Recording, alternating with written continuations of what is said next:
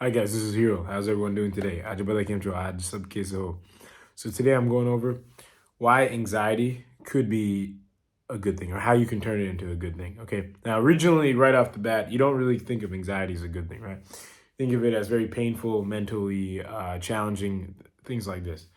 However, what you need to understand is that anxiety, it can make you aware of what you're attached to.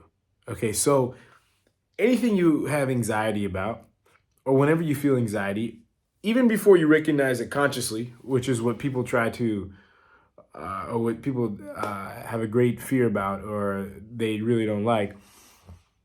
Subconsciously, this anxiety was always there, right?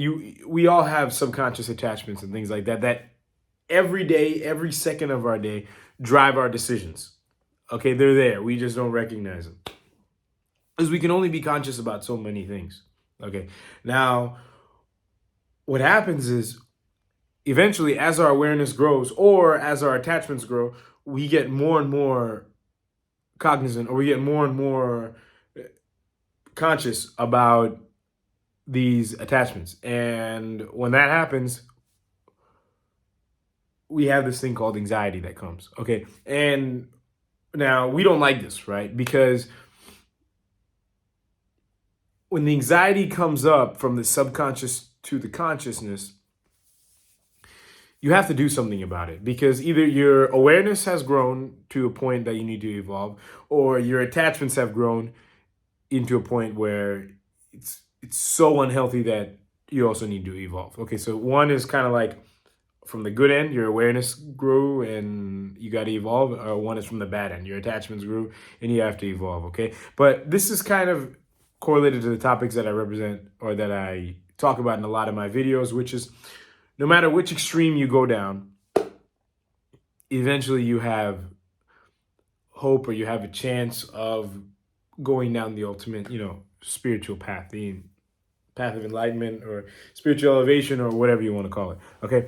So moving forward. So whenever you do get anxiety, right, you have to ask yourself a couple of things. And this is how you can make it good. Don't try to make it go away. You want to welcome it. Okay. You want to make it your best friend. Your anxiety can be your best friend to enlightenment or spiritual elevation or something like that. Okay. Whenever anxiety comes, you need to just do these two things. What fears am I being exposed to? And what fears am I being exposed to, in the sense of what am I afraid is going to happen? Or what are all the things that I'm afraid that are going to happen? And certain expectations not coming true, which is basically just what am I afraid of? What if everything that I'm afraid of that's not going to happen? Okay. Anxiety boils down to two things.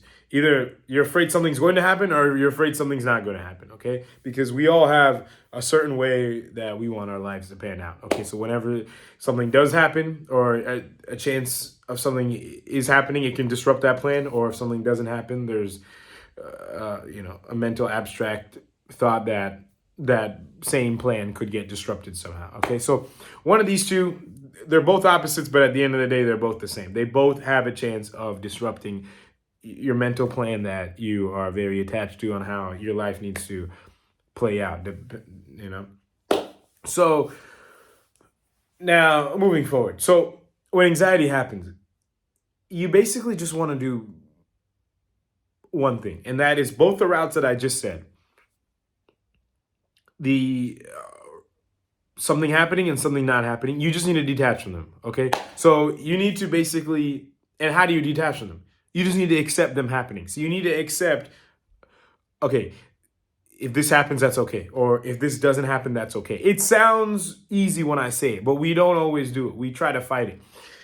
If you have anxiety about, let's just say, your job, something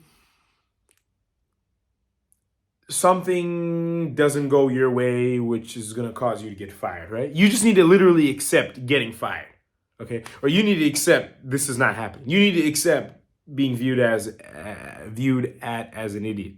You need to accept all these little things that come in your head, because you're attached to all these things. You're attached to your job. You're attached to having a good relationship with your client or your boss. You're attached to being viewed as like a person who can get things done properly, or things like that, right? And then if something do happen or don't happen, it can disrupt all these little subconscious things that you have, right? So you need to just accept it. You anytime now you might be wondering, oh well, if I accept it, doesn't that mean that like let's just say I accept getting fired? Doesn't that mean that I might have a chance of getting fired? Well, the answer is not necessarily, and here's what I mean. You have different elements that come into play when it comes to your decision making every day, right? Or every second, every moment, every like little point in time. Okay. There's certain emotions and thoughts that drive this. You do not want fear or any lower emotion to drive these decisions as much as possible. So, going back to the question, if does removing these fears make these things happen? And the answer is not necessarily, because just because fear is not getting it done doesn't mean that other healthier, more grounded emotions and thoughts cannot accomplish whatever you need to accomplish.